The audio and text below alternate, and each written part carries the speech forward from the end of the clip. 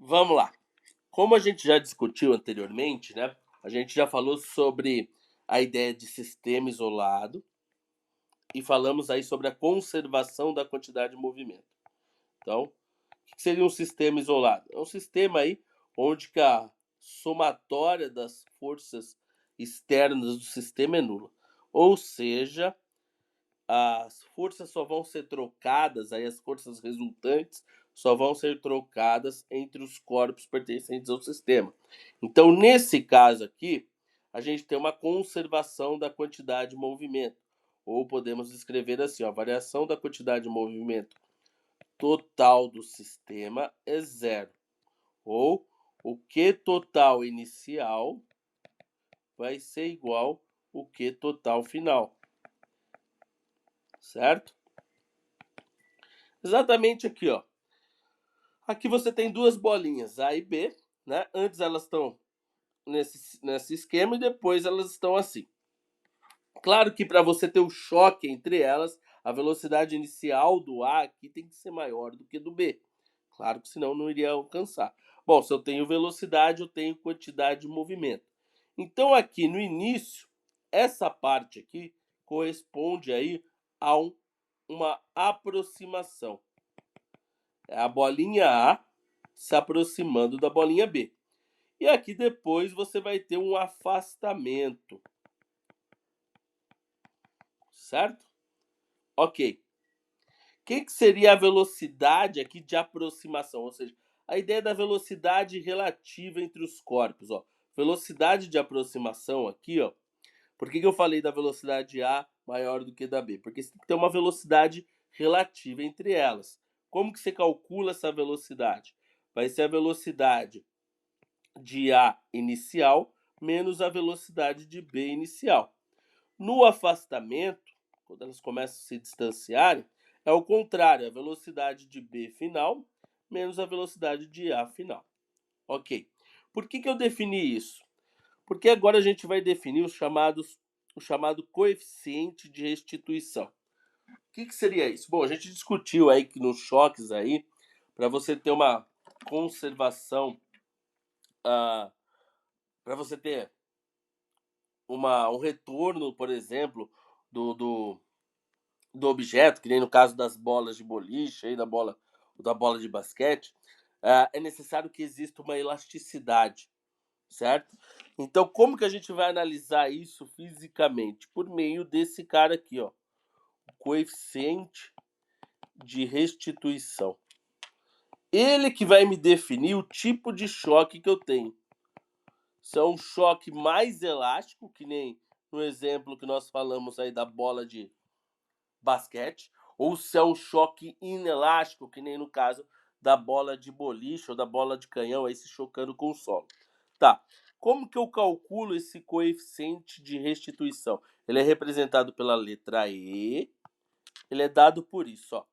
A velocidade de afastamento, o módulo dela, sobre a velocidade de aproximação. Ou, escrevendo aqui, substituindo, né, ó, velocidade de B final menos velocidade de A final sobre velocidade de A inicial menos velocidade de B inicial. Percebam que inverte, pessoal. Em cima é B menos A, embaixo é A menos B. Em cima é final, embaixo A é inicial, tá? Por que isso é importante? Vamos pensar no exemplo simples que eu falei aí, ó, da bola de basquete, você soltando ela contra o solo, certo? Bom, ela se aproxima do solo com uma velocidade. Então, isso daqui seria a velocidade de aproximação. Ela volta do solo com uma velocidade, certo? Seria a velocidade de afastamento. A razão entre a velocidade de afastamento e de aproximação me dá esse E que vai me ajudar a classificar o tipo de choque. Se é um choque elástico ou se é um choque inelástico, ou pode ser o meio termo. Vamos pensar na situação da bola de boliche, da bola de canhão. Ela se choca com o solo, né? Então, quando ela se choca, ela fica. Ou seja, a velocidade de afastamento é zero. Bom, se a velocidade, se o E é igual a zero, então eu tenho um tipo de choque. que seria o choque inelástico, certo? Tá. Agora vamos supor que você soltasse uma bola de basquete e essa bola de basquete retornasse perfeitamente à sua mão. Na prática acontece isso? Não, tá? Mas vamos supor aí no mundo ideal que você soltasse essa bola e ela voltasse para sua mão. Bom, para você soltar ela e ela voltar na sua mão, a velocidade com que ela se aproxima do solo tem que ser igual à velocidade com que ela se afasta. Então, se eu dividir esses números iguais, eu tenho o E igual a 1. Então, isso para mim seria um choque perfeitamente elástico, tá? E aí, claro, entre os dois, né, seria aí o que acontece realmente no caso da bola de basquete, né? Você tem os choques aí chamados parcialmente elástico, que é o que mais ocorre aí na prática, parcialmente elásticos, ok? Então, ó, percebam que por meio desse E aí, desse meu coeficiente, eu consigo classificar os choques. Consigo classificar também, ó, o que acontece com a energia. Olha aqui, quando você tem um choque perfeitamente elástico, tá? Ou seja, quando o E vale 1, o que está acontecendo aí? Ó? A velocidade de afastamento aí, ó, ela vai ser igual à velocidade de aproximação, certo? Aqui nós temos aí uma conservação da energia do corpo, certo? Agora, quando o E vale 0, você tem a máxima dissipação de energia. Ocorre também uma certa dissipação de energia quando o E está entre 0 e 1, ou seja, no choque aí parcialmente elástico, ok? Tá. Isso vai ser importante também, ó, em alguns exercícios que vão depender de um sistema, vocês vão ver o porquê. Vamos resolver então alguns exercícios aqui, ó. Dá uma olhada aqui, ó. Esses exercícios aqui estão na apostila de vocês, eles vão retomar o que nós já falamos sobre quantidade de movimento. Então, ó, primeiro exercício. Deixa eu só tirar isso daqui. Em um pátio de manobras ferroviárias, a velocidade dos vagões é diminuída pela ação dos freios. Deixa eu só organizar aqui. Pela ação dos freios, até atingir 1 metro por segundo, quando então o vagão choca-se contra um obstáculo fixo e para totalmente conforme mostrado a seguir.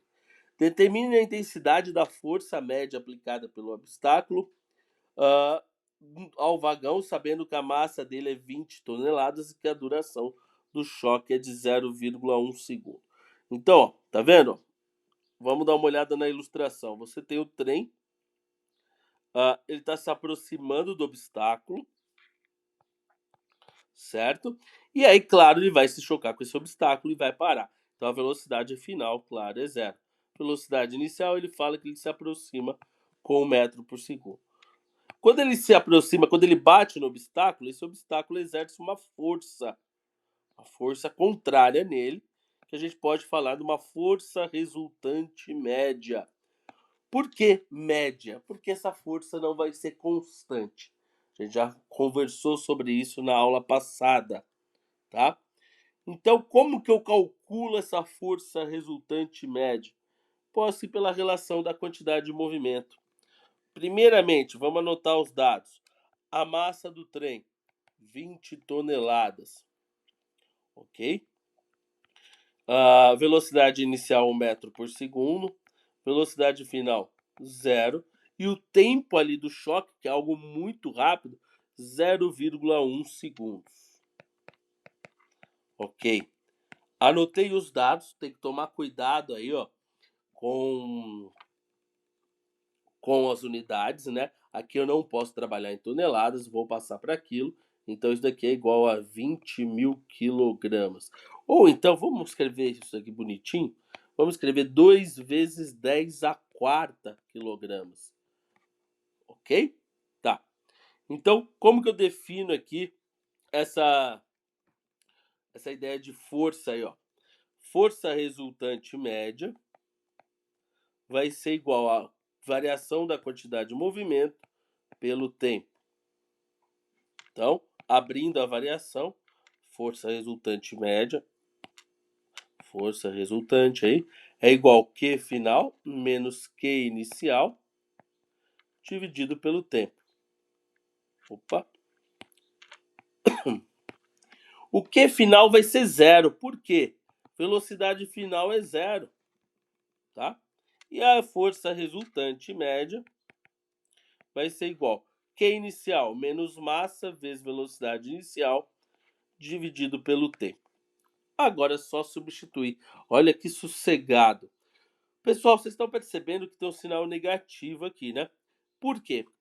Bom, se eu olhar aqui, ó, eu assumi que a velocidade inicial é 1 metro por segundo, tá? Ou seja, estou assumindo positivo. Olha aqui, estou assumindo que é positiva. Por que a força vai dar negativa? Porque olha o sentido que está a força. A força não age contra o sentido do movimento, então era de se esperar que ela desse mesmo negativa, tá? Então, substitui ali, vamos lá. Força resultante é igual a menos 2 vezes 10 à quarta, vezes a velocidade inicial, que é 1, e aí o tempo é 0,1. Isso daqui vai dar uma força resultante aí de menos 2 vezes 10 à quinta newtons. Ou em módulo, né? Vamos colocar em módulo 2 vezes 10 à quinta newtons. Tá aí a resposta. Exercício bem suave, bem tranquilo. Ótimo para cair numa provinha de vocês aí. Tranquilo? Vamos ver a letra B desse exercício aí. Deixa eu colocar isso para baixo. Vou ajeitar aqui.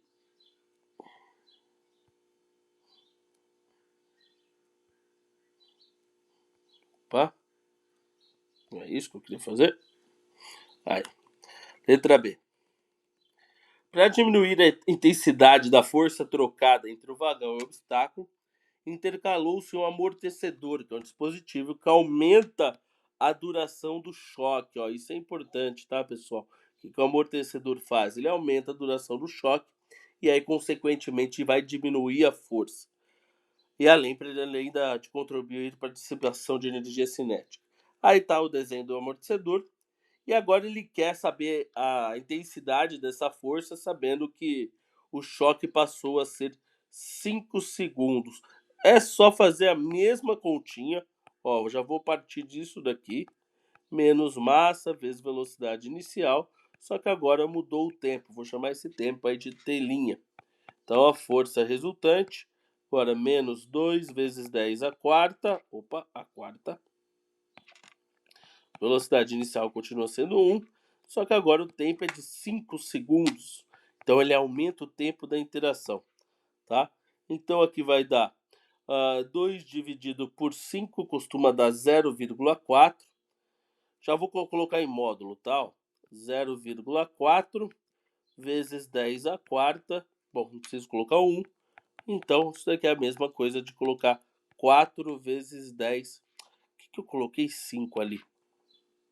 Opa, falei 10 à quarta colocando 5. É a mesma coisa colocar 4 vezes 10 ao cubo newtons. Olha aí, percebam quanto que você aumentando o tempo de interação diminui a intensidade da força. É a mesma coisa que acontece com o airbag, que acontece com aqueles pneus colocados ao lado das pistas de corrida, né? Por que você tem ele ali? Para diminuir o choque aí, no caso do acidente com o carro com a lateral. Você aumenta o tempo de interação, consequentemente, diminui a força. Ok?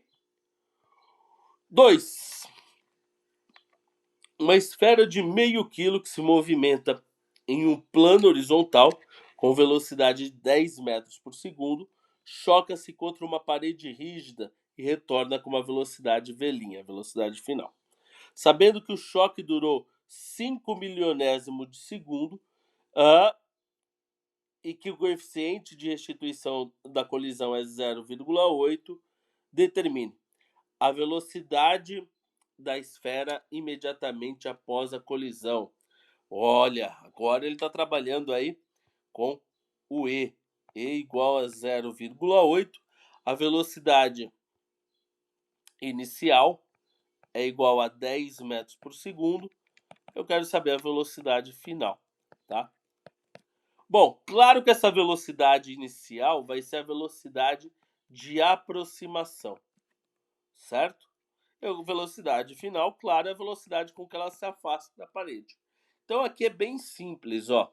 O E é igual ao módulo da velocidade de afastamento sobre o módulo da velocidade de aproximação. Substitui ali, ó, no lugar de E, 0,8 é igual à velocidade de afastamento que eu quero saber, módulo dela, certo? E a velocidade de aproximação é 10. Passando para lá, você vai encontrar que o módulo da velocidade de afastamento é 8 metros por segundo. Pessoal, ó, isso é importante. Você está trabalhando em módulo. Por quê?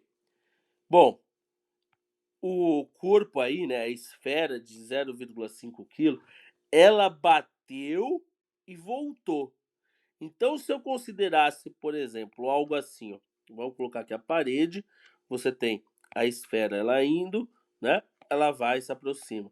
Se você considera que para cá é positivo, né? Então, a velocidade inicial lá 10 metros por segundo, claro que na volta sem ser em módulo, a velocidade final fica menos 8 metros por segundo por causa do sentido. Isso é muito importante analisar isso aqui em termos de quantidade de movimentos. Vocês vão ver em vários exercícios, que é o que vai acontecer aqui na letra B. Se eu não colocar essa interpretação aí, ó, vai dar errado. Quer ver? Vamos aí. A intensidade da força média aplicada pela parede à esfera durante a colisão. Bom, o tempo de colisão ele falou que foi 5 milionésimos de segundo, não foi? Foi 5 milionésimos de segundo e a massa da esfera meio quilo. Então, ó, tempo 5 vezes 10 a menos 3 segundos, que seria milionésimo, massa meio quilograma, velocidade inicial 10 metros por segundo e velocidade final menos 8, sentido contrário. Então, só aplicar a formulinha de novo, ó, força resultante igual a massa. Ó, aliás, vamos começar desde o começo novamente, né? Então, colocando aqui, ó. Força resultante média é igual à variação da quantidade de movimento pelo tempo. Abre isso daí. Força resultante média é igual massa vezes velocidade final menos massa vezes velocidade inicial dividido pelo tempo. Agora sim, vamos substituir as coisas aí. Força resultante média, massa 0,5, vou colocar em evidência, tá? Velocidade final menos 8, menos 10. Olha aí a diferença. Se não colocasse aí, ó. Isso dividido pelo tempo, que é 5 vezes 10 a menos 3. Então aqui vai ficar força resultante média, 0,5 dividido por 5 é 0,1. Menos 8, menos 10 costuma dar menos 18, ok? E aí o 10 a menos 3 passa para cima, fica positivo o expoente, 10 ao cubo. 0,1 vezes 18 dá 1,8.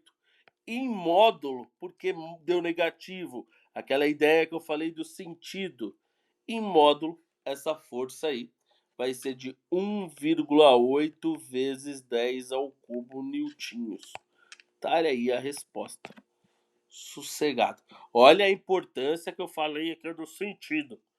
Se fizesse, aí daria outra resposta. Se fosse teste, não teria. Ou se tivesse, estaria errado.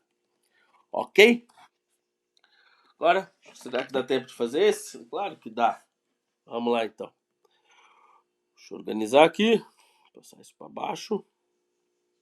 E vamos lá. Ó.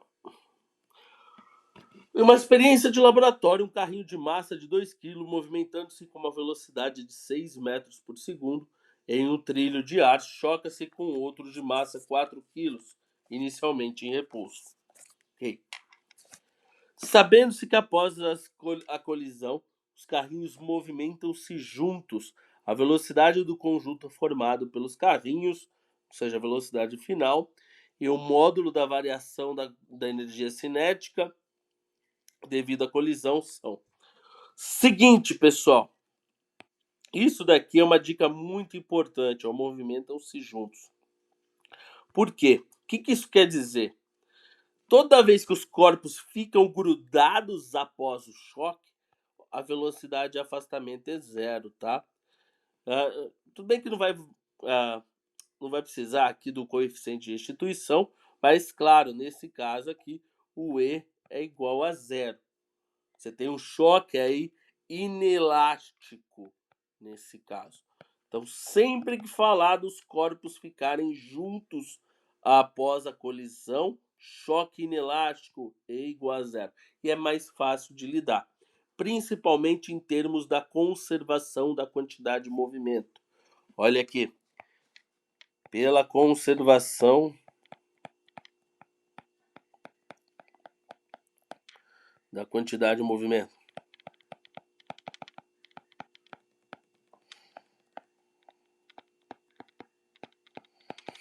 O que seria isso? Quantidade de movimento total inicial é igual à quantidade de movimento total final. Certo? Quem que é o início? Você tem os dois corpos, 1 e 2. Então seria aqui, ó, Q1 inicial mais Q2 inicial. E aí os dois viram uma coisa só. Então eu vou chamar isso daqui, ó, Q12 final. Ok?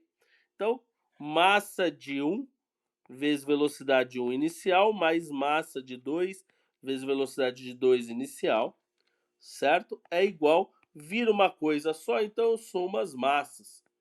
E aí eu vou ter essa velocidade final que ele chama de velinha, ok? Só que tá bem simples, por quê? Olha aqui, como que tá o carrinho 2 inicialmente? Ele está inicialmente em repouso. Então a velocidade inicial do 2, ó, tá aqui, ó, não vou nem colocar de novo, é zero. Então esse termo aqui some, olha que gostoso, ó. Tá? Então eu só vou ficar com o carrinho 1 e com o final aí, ó. Massa de 1, 2 e velocidade 6, ó.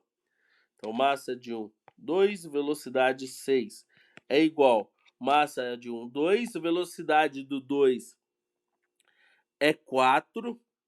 Então coloca aqui 4 vezes velocidade final. Então 2 vezes 6, 12, costuma dar 12. 2 mais 4 costuma dar 6, vezes velocidade final. Passou dividindo, velocidade final é igual 2 metros por segundo. Opa, já matamos uma parte do exercício. Certo? O que ele pede? A variação de energia cinética. Vocês já devem ter visto na outra física, tá? Como que eu calculo a energia cinética de um corpo? Massa vezes velocidade ao quadrado sobre 2. Variação da energia cinética que ele está pedindo. Variação da energia cinética. Energia cinética total inicial menos... Opa, perdão. Energia cinética total final menos a energia cinética total inicial. Ok? Então vamos lá. Variação da energia cinética. No final, você tem os dois corpos, então seria massa 1, 2 vezes essa velocidade final ao quadrado dividido por 2. Menos aqui. No início, você só tem um corpo se movimentando, que é 1. Então é a massa de 1 vezes a velocidade de 1 inicial ao quadrado sobre 2. Tá? Então vamos substituir, ó, variação da energia cinética. Massa do 1, 2. Os dois juntos têm uma massa total de 6 kg. Certo? Velocidade final a gente acabou de achar, dá 2. 2 ao quadrado dividido por 2. Massa de 1 é 2. Velocidade do 1 no início é 4. Não, 6.